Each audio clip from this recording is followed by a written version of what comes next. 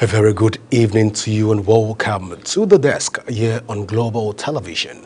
My name is Godwin Sunday. In a move to harness Nigerians' rich cultural heritage for economic growth, the federal government has inaugurated an 8-member ministerial committee on African Global Festivals Nigeria, known as AgloFest. The initiative aligns with President Bola Ahmed Tinubu's renewed hope agenda, which seeks to diversify economy beyond oil dependence. While inaugurating the committee on Tuesday, Secretary to the Government of the Federation, Senator George Akume, emphasized that this festival would serve as a platform to unlock Nigerians' cultural potential. And joining me to talk about this whole process is Ambassador Omotosho Ayo, who is the Director of Tourism Promotion AgloFest, and we're talking about this inauguration process in Nigeria and how it will benefit Nigerians. But first, let me welcome you to the show, Ambassador Omotosho. Thank you very much for having me. All right, let's delve into the conversation right away. What is AgloFest?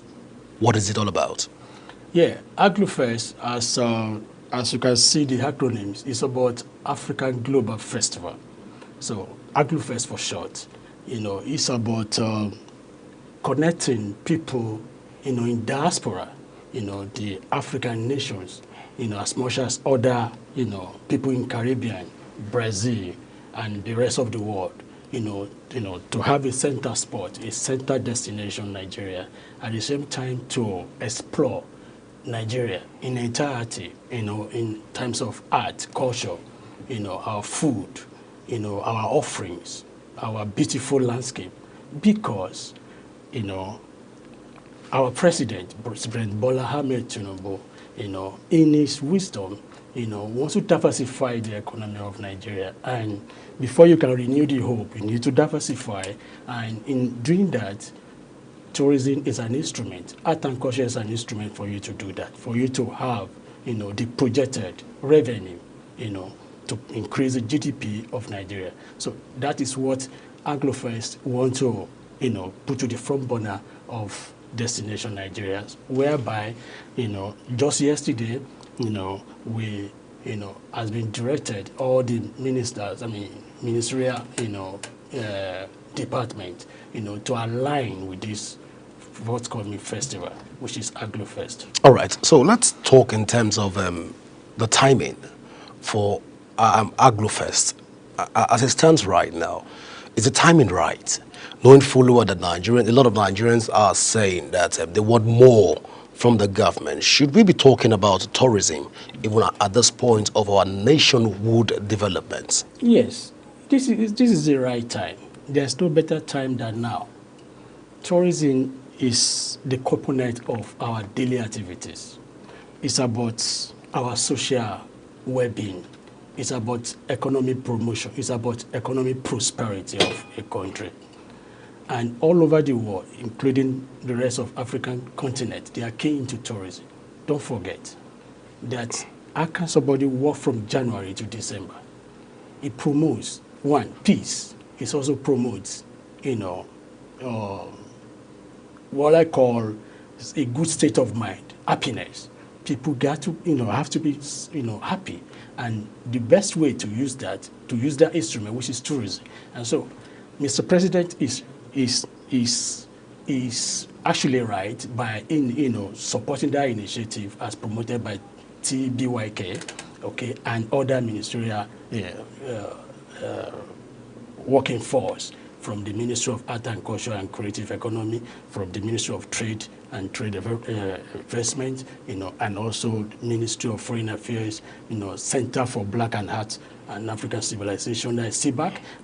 So many of them. Every year the Nigerian police is also a part of it. Because you cannot do tourism in isolation without security. Even Nigerian immigration, immigration is also part of it. All right. Omotosho, I asked that question because to a very large extent, if you look at the Nigerian tourism sector, it has become one sector that is not well harnessed and well organized. in terms of the parties that are involved in the tourism sector. And we are saying right now we want to sell out what Nigerians have to the world by inviting people to participate. I'm asking this question for the second time. Shouldn't we be talking about putting our house first in order before talking about exporting what we have? Or should the narrative be that we should give out our house out at this point by talking tourism and exporting tourism without we getting our house intact? Let me quickly correct that impression. All right, please go ahead. That Nigeria, the tourism is not organized. No. Like I said in my previous submission, that tourism is our daily activities, whether we like it or not. People move from point A to point B. People travel from Lagos to to Abuja. People move from Lagos to from Calabar to see interesting places, either by business tourism aspect of it, either by adventure tourism aspect of it, either by MICE, meeting in service, concerts and exhibition, either by educational tourism aspect of it. So it's our daily activities, it's our daily exploration. There's no way that we can shy away from it, or we can do as if we don't want to invest or we don't want to diversify through tourism. No.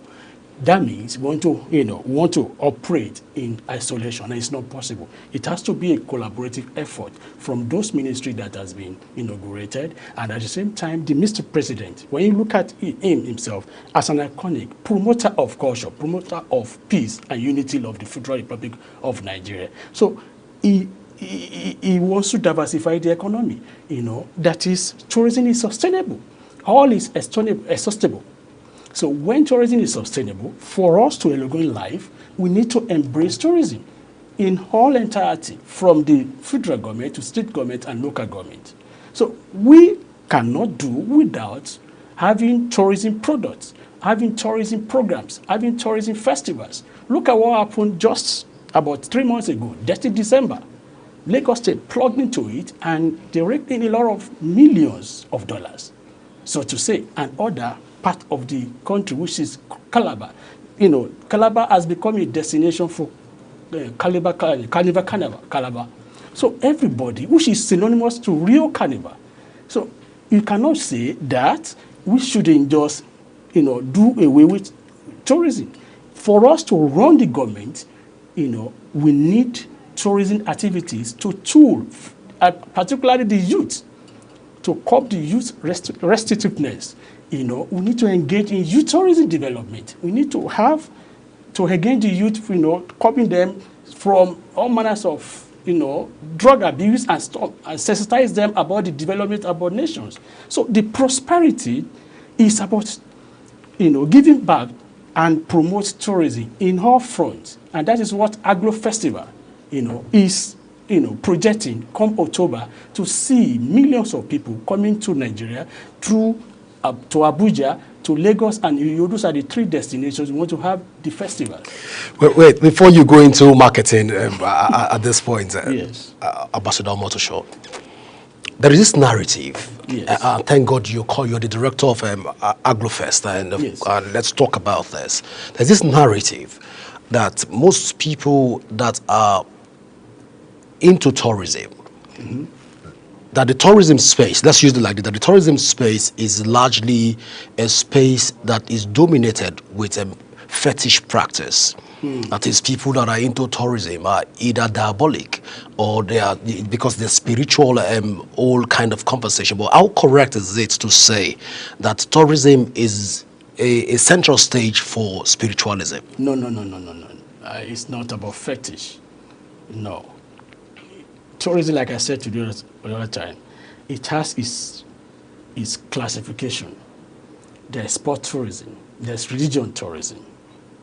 If after the Ramadan, our Muslim brothers and sisters, we journey down to Saudi Arabia, to be, attuned with the religious activities. And don't forget that when they are going, suppose we have about 1 million Nigerians that is visiting Saudi Arabia, and each of them is spending, say, at least $5,000 to $1,000. Calculate it. That's a lot of money for the government of Saudi Arabia. So tourism is not fetish. It's about, it's about spiritual development if you want to embrace religious tourism. We have all classification of religious centers in Nigeria. The Redeem is there, Winners is there, all of them are there. It depends the angle you are looking at it. The cultural aspect of it, which is a subset of tourism promotion. What I'm saying is that if people want to visit the Osun Osogbo festival, it's not fresh. It depends what you want to see there. As a journalist, I've covered that many years back.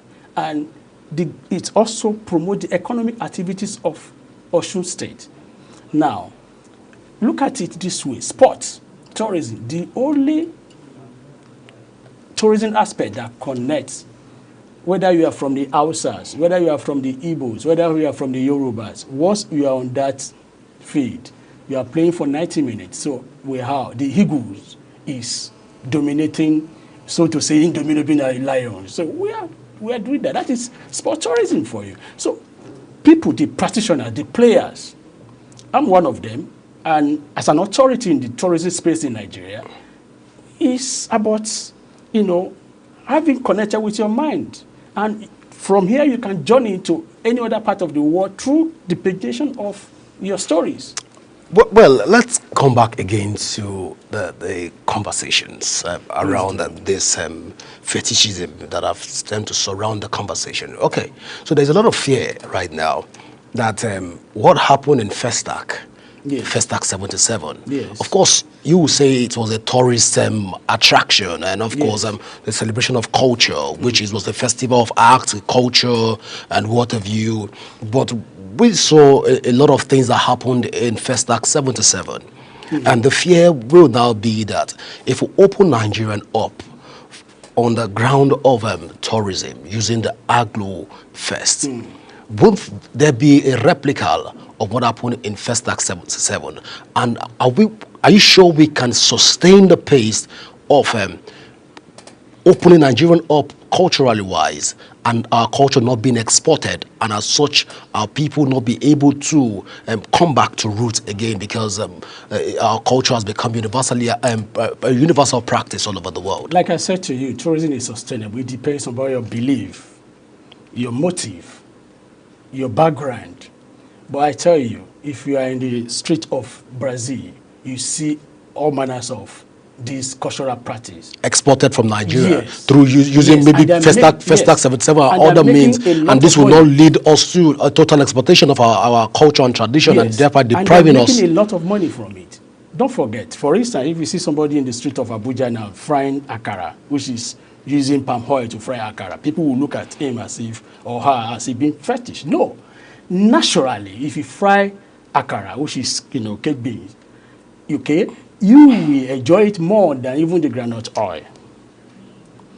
Taking for instance, if you drink palm wine from the natural source, who created that? The same living God. So is it fetish? If you eat bitter cola, is it fetish? It is not.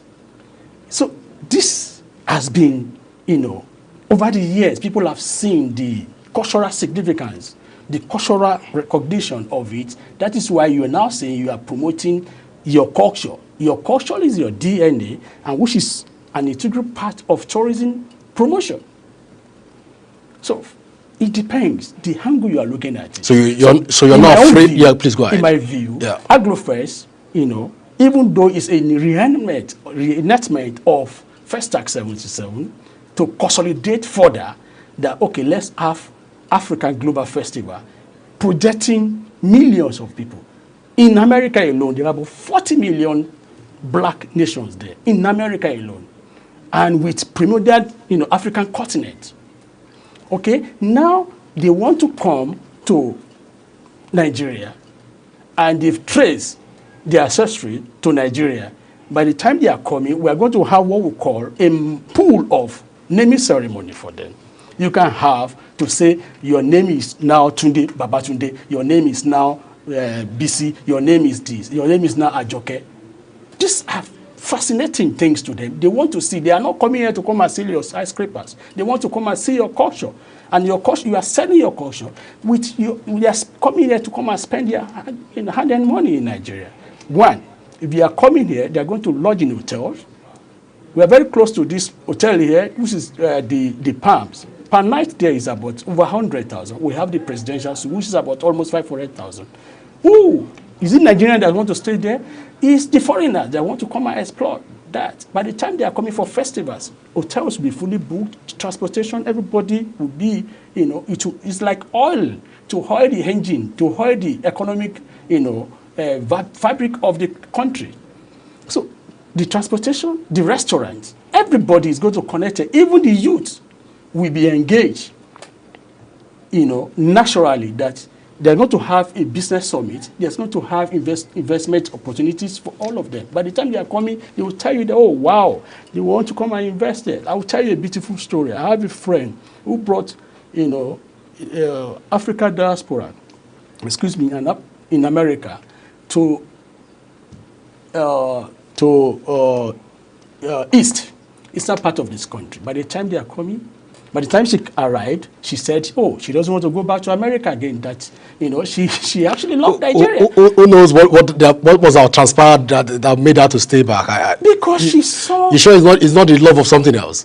Certainly, yes. But she said to that, my friend, that she would like to stay in Nigeria. That, oh, wow, she has heard other part of the story, that Nigeria is this, Nigeria is that. But by the time she got here, she saw the beautiful things about Nigeria. And now that she wants to stay in Nigeria, that she doesn't want to go back to America. Ambassador Omotosho, our time is fast taken, but let me even ask again, yes, even on this desk, for clarity. The SGF has approved and given a nod, that is, by extension, the federal government has given a nod for AgriFest to happen. Yes. And it will happen. It will happen, yes. So let's even look at the future of AgriFest. Is there a future for it? Yes. Or will it be a one-off thing where if President Bola Ahmed Tinubu's administration leaves today, we won't get to see AgriFest, it will die a natural death? Or is there a sustainability plan so that Nigerians can always look up to an AgriFest so that we won't whet our appetite and in the next 5 years, or next 10 years, AgriFest just disappear? Is there a future plan for AgriFest to be sustained even in the long run? Verily so. There is a future plan for AgriFest, and it's going to be sustainable.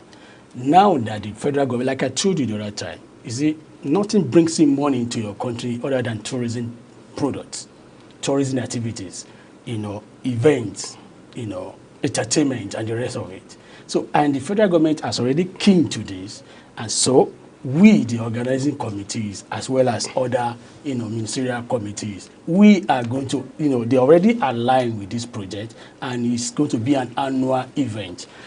Every calendar year of our, national, tourism calendar is going to be in there. So we won't have it as a one-off, project. It's going to be an annual event coming 2026, 2027, So you're saying that one day the president will not wake up, or one organization will wake up and say they don't like the name Agro Fest, and they'll scrap it. No, it has come to stay. No, it has come to stay, and that is why the federal government has actually endorsed it by forming interministerial committee to project this, so that people will now see it that this is a viable project, this is a viable event. By the time it is being done, which is coming up in October this year, that is the last quarter of the year, you see that, oh, this is sustainable. This is what they can actually work on and build upon every year, every successful year. Interesting, because right now a lot of viewers out there are trying to get this whole issue in perspective. But yes, even in the first takeoff of give us a preamble of how it's going to be. Is it going to embrace the entire country, or is it going to embrace the entire Africa, or we're going to sideline a particular culture, or it's going to be an integral reintegrating of Nigerian culture, or reinventing Nigerian culture? Give us, how is it going to be? It's going to be, let me give you the overview go ahead. Of the AgriFest. What our appetite, yes, go ahead. It's like, our expectation is to drive, revenue to to the covers of the Nigerian government. At the same time, to generate traffic flow of about 1 million people in diaspora, people from the Brazil, the Caribbean island, as well as other African nations. The mayors, the black mayors of this world, they will come, to align with this event. The ambassadors, the tourism stakeholders, the cultural enthusiasts, the entertainment, the Nollywood community, all of them, are coming to align with this event. The fashionistas, the fashion community, a lot of them, the youth, everybody, including both the government and the private sectors, all of them are major players. And even corporate organizations, they are already aligned, which I don't want to mention their name now because it's too early in the day. Don't even mention so that we won't charge you. No, it's not because of the mention, it's too early. We will charge you for it because the free advert on your own part. So it's like I said, it's a platform that is so wide and big for everybody to come into it. And you are welcome, to be part of it as well. Of course, I am welcome. That's why you're here on this table. Yes. Well, at this point, I want to say thank you so much for being a part of the desk. Thank you. All right, viewers, we'll go for a short break. And when we return, more to talk even on the desk. Please stay with us. The show continues in a moment.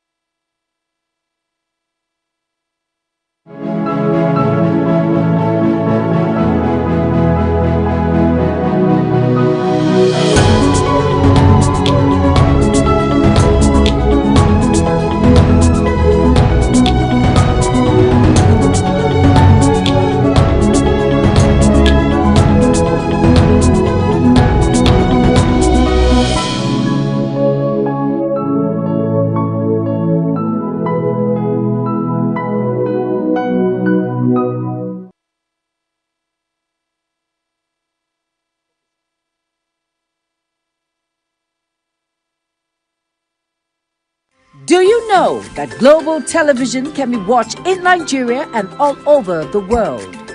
Download the Global TV Nigerian mobile app for Android and iOS devices to watch Global Television real-time from around the world. What are you waiting for? Start downloading and stay connected to Global Television.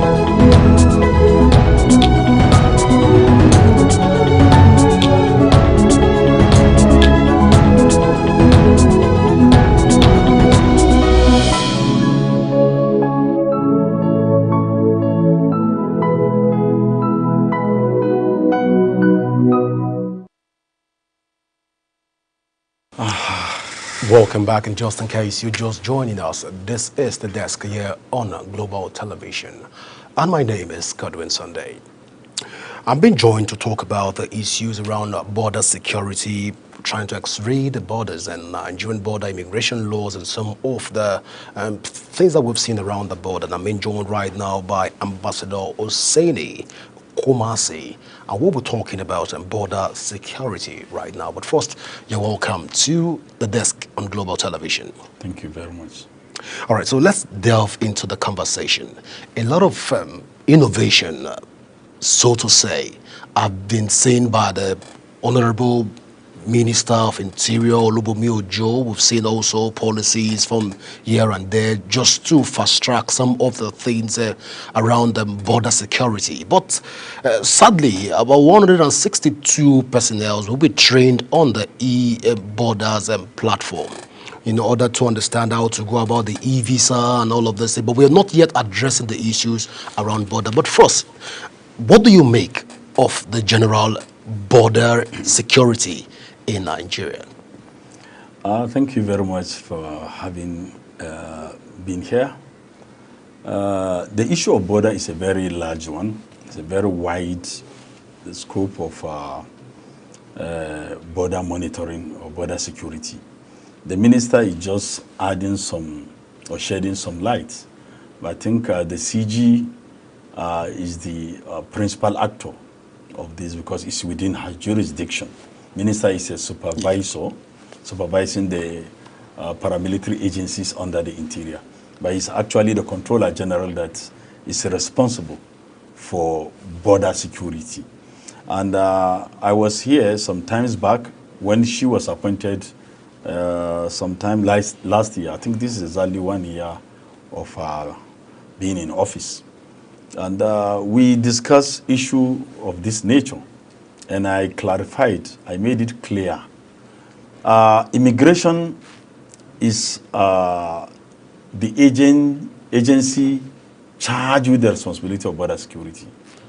Any other agency come out after immigration. But how did we get it wrong? The porous borders we have, over 1,000 porous borders. And only 84 thereabouts are officially marked for Trans-Sahara or whatever sea border trade. I'm talking about the sea border, air border, land border, both north, around Nigeria. We have 84 recognized official routes and over 1,000 porous. So it is 84 that is actually manned. Others that the bad guys normally use are unmanned. Immigration are short of manpower. Thank God, from my findings, I got to understand that the immigration have been given a slot of about 5 or 10,000 thereabout to recruit more officers to tackle all these menaces. Borders need drones. Borders need operational vehicles, motorbikes, and so on and so forth. It's not everything that a physical human being should be there.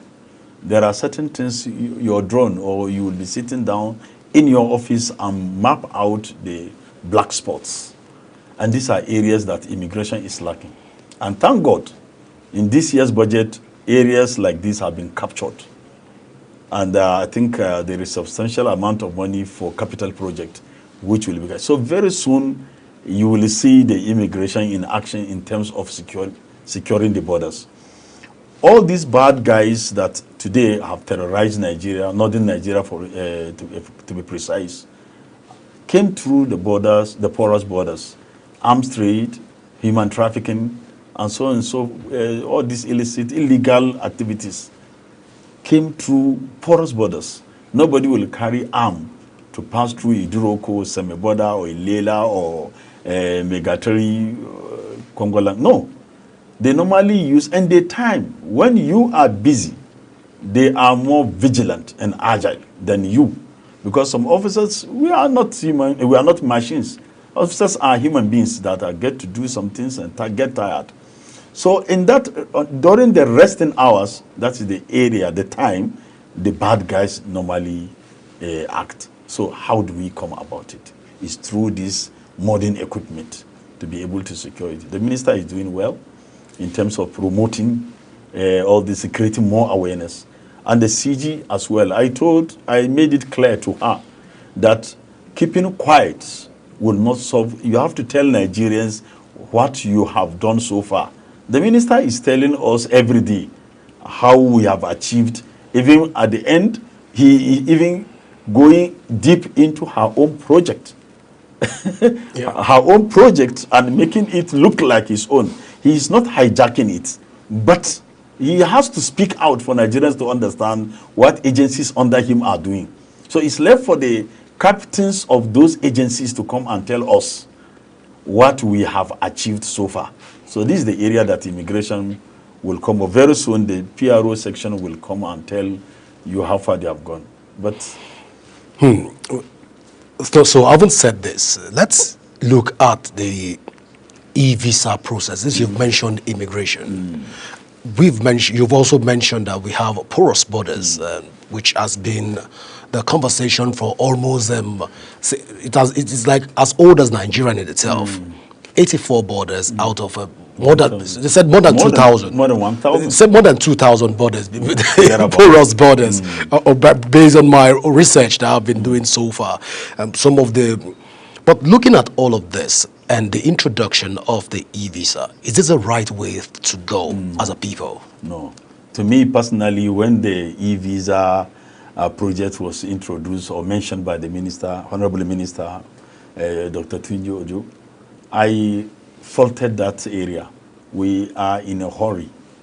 We shouldn't be in a hurry because we have a lot of challenges that the e-visa matter does not even arise at all. We are in a hurry. It's too early. We need to create more time. I don't know whether because of the timing, ministers have some few years to serve and go. So maybe because of that, he or they want to rush things within a short possible time to do. No. It doesn't work that way. Immigration, as you see, is a very large, very wide area of operation. And when you are rushing things, as you are rushing in, you will end up rushing out. And many projects or many ideas like this were brought in, but later they couldn't succeed in executing them because it was a wrong time for it. We are yet to finish with class 1. You don't jump primary to secondary school. So the e-visa left for me should put on hold now. Look at the e-toll. It doesn't even reflect. What are we using the e-toll for? Not yet. Let us capture it in the future, but not immediately. So it's a very good initiative, but I don't think it is the right time to do that right thing. It is a right thing, but not at the right time. So let's talk about personnel even at the borders. If you approach Seme border, you see the Nigerian custom, you see immigration. You likely will find the Nigerian police around that vicinity. Same thing with the Ecom border, even in Cross River State and other part of Nigeria. Similar kind of treatment you meet in those borders. So I want to ask at this point, could this also, this interplay that has turned to be an ugly scene within the border scenario? You get embarrassed by, first you meet the Nigerian custom, you get embarrassed by the immigration officers, you get embarrassed, not welcomed per se, but you get this treatment like you're not supposed to be here. Or this, could all this interplay be a factor that some of these can be a loophole for border interlopers to use, to knowing fully whether there's no unity in the borders, to explore this means and be able to do their things? Well, this area that you are talking about, I have visited around all these Badagry, Seme border, Iduroko, and some of these northern borders. You are very correct. What we are lacking is synergy. What the service immigration is lacking, or the security agencies are lacking, is synergy. If there is synergy, when immigration in the line of duty come across a suspected drug trafficker, all the immigration officer could do is to recommend that subject to the appropriate agency, NDLEA. At the border, if you have been to foreign countries, fortunately, I'm lucky to be around or visited about 44 countries around the globe. And this is my area of interest, border. I was part of the team that visited Polish border guard in 2003. And I understand very clearly, that's exactly what the CG of immigration is doing right now. Not just the theory, what she read in school or professional courses, and not what she visited at home. She is busy honoring some invitation from US, from the Netherlands, from UK, from Canada, going to the borders and being taught, guided on how to go about securing her own border. Anytime she travels and comes back, she comes with new initiatives and she puts it into practice. And this is exactly what is needed. The border, the principal actors of the borders are just three. The principal actors. And the owner, the gate man, or the gatekeeper of the border is immigration, seconded by DSS. Then custom comes in terms of luggages. Custom work hand in hand with NDLEA, because they check baggage. So, but the person to be screened before coming to custom zone should be the duty of immigration officer. But it has come to a stage that immigration duties everywhere have been hijacked by other sister agencies. But immigration don't hijack other people's duty. Of recent, I read in a newspaper where a civil defense CG was saying that they will dispatch some officers at the borders. Is it your duty? No, no, no. We have over 5,000 pipelines unmanned, which is your principal duty. Security and civil defense, your duty is to safeguard government properties, not border security. It's not yours. Another agency is tasked with that duty. After immigration, if I will come in, after the immigration custom clearance, what you're supposed to, at this kind of borders, what you're supposed to do is some yards off the borders, there should be police screening points. They call it observation post. And there should be military before going into the main town. There should be military platoon command to be able to, let's say, to protect the other agencies. So after beating all these things, there's military that will be there to protect the international boundaries from the inflow of bad guys. But at the border, you don't need military, you don't need police, you don't need civil defense. All you need at the border is immigration, DSS first. After immigration, after DSS, then you come to custom, NDLEA. Then any other security should be some yards or meters or kilometers away from that border post. So as you rightly said, there is a need to check all these border irregularities. There is a need. Those that have no business at the border, you should not judge because I'm a uniformed personnel, not the border, there is, no.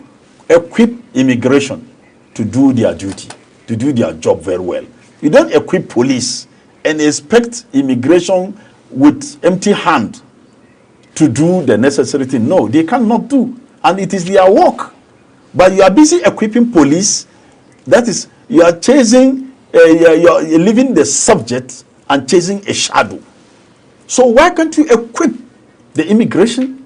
Let her execute their job properly. Equip them with drones, equip them with security cameras, equip them with body cameras, equip them with operational vehicles, operational motorcycles, and so on and so forth. You don't equip civil defense or equip police and leave immigration empty-handed. Go to Congola. During the last visit of the Controller General, I accompanied her. Congola, the entire Congola has one dead vehicle. It was when one dead vehicle. as a camouflage. That's interesting. Yes, it was when she came back, then she started dispatching some vehicles. The ones she had available in the store, she dispatched. I think about 4 vehicles she sent to Congolans so far. So all these things are things when the CG visit an area or some areas and fish out the setbacks in those areas, come back home, put it on a drawing board, then fix this, the deficit, whatever there is. But you don't just stay in your comfort zone and no. So I like what she's doing right now, and she's on the right track, but she cannot do it without the support of the might of this federal government. And that is why I wanted the minister not just coming on air telling us what immigration has achieved, because of course what immigration has achieved is the credit of immigration, not the interior minister. Because under interior ministry we have some departments that are not doing well, like Department of Citizenship and Business. They are not doing well. The National Civic Registration, which is of recent being recommended back to interior ministry, supposed to be checkmated. The CEPAC, Combined Expatriate Resident Permit and Aliens Card, CEPAC, is not also doing well. You are discouraging expatriates from coming by inflating the price of quota, the resident card from 1,000 to 2,000 by the previous minister. So now, instead of you to work and reverse that price to encourage expatriates, no, you have left that side and you are looking at the credit of immigration. So this is the area that I would like Honorable Minister, who I respect very well. He respects me and I respect him double, to use that his brain, initiatives that he's bringing to the ministry or to the immigration, because they are policy makers. Immigration are operational, they are policy makers. They make the policy for immigration to operate. So you don't make policy and operate at the same time, no. Use his initiatives to present some of these sensitive issues for mega money. Immigration needs huge funds, huge funding to be able to execute some of the huge projects you are talking about. Present it at the FEC, you will be responded to. You need, that is why you are there. Present immigration challenges need federal government approval outside the budget. As it was in 1988-89 that I was in the service, there was something called Border Patrol, Custom Immigration Joint Border Patrol. It does not. I don't think it exists. Doesn't exist okay, anymore. I wanted to draw your attention to it. I don't think it exists anymore. It doesn't exist. So that time it was directly under presidency. All the fundings came through presidency, and they were able to do with a lot of vehicles, 60 G-Wagons, 41 Land Rovers, 200 Peugeots, helicopters, drone, Donia aeroplanes were given by Shagaya to the then immigration organization, immigration and custom agencies. Yeah. They did very well. Imagine 60 G-Wagon then and 200 vehicles only for Border Patrol. So they call them Custom Immigration Joint Border Patrol with a special number plates. Interior Ministry was using 14 FGN, but the border management was using 49 FGN, specially created number under a unit under the presidency, under the office of the SGF to monitor such. And we were doing well. Why can't this kind of initiative be reintroduced, maybe in a different way? Well, Ambassador Kumasi, a lot of young people watching right now will ask, how did we miss it as a people? Where did we get it wrong? Even in terms of manning our borders, that the porousness of the borders, it's adding up on a daily basis. If you shut this border down today, these boys that always want to pervert evil and doom, inflict pains, unnecessary pains on Nigerians, will look for ways to also come in. And before the security intelligence now know that they've already entered the country, it will take a while. And that will be their way of coming in and going out. And this has become a recurring phenomenon and a common decimal factor. But I want to ask, even on this table, how did we miss it as a people? This very, as you are saying, it has demoralized my system. 3 things are missing. 1, patriotism. We are lacking that patriotism in us. Nigerians believe in talking, too much talking. They don't love, they just few. Many don't have the love of the country at heart, are not ready to die for the country. Why? Because if you die for the country, your family will be left to their fates. And many people that before were ready to die are not ready to die now, because they have seen what their former colleagues experience. That's number 1. Number 2, I will still go back to that fund. Inadequate operational equipment also counts. Because if there is adequate information, the DSS are doing very well to feed us with intel. But how do you execute that intel? Will you just go empty-handed and engage this thing? I will run for my dear life, because I cannot engage somebody that comes with double AK-47. And I'm armless, just wearing the uniform. I will remove the uniform and run away. But when I'm holding even a double barrel, I will try and, before they kill me, I will try and gun 2 or 3 down. We have reduced the number of bad guys. But the equipment, the arms, ammunitions, operational vehicles, I emphasize on that area of operational vehicles, not just Hilux, a fragile Hilux, no. A well-equipped operational vehicle, APCs, highly communicated vehicles and motorcycles can do the needful. Not just the manpower. The Europeans, all these countries facing terrorism, if you go to the global market, you understand that many countries are facing what we are facing. Just that ours is something like a bush bunny, a wild bush bunny. It goes, you cannot not understand. Turji is there tormenting people here and there, and today they couldn't be able to arrest. But you see people going to the border, they want to take a job of immigration. Whereas the job that's supposed to be your own, it has already happened in the issue. The internal security, you cannot be able, is it external security that you can be able to do it? No. So I still insist that let us be patriot and let the federal government look deep into the staff welfare. When you die in the line of duty, this is what counts for your family. Some people will even lose, their family will even be evicted out of the barracks when they die.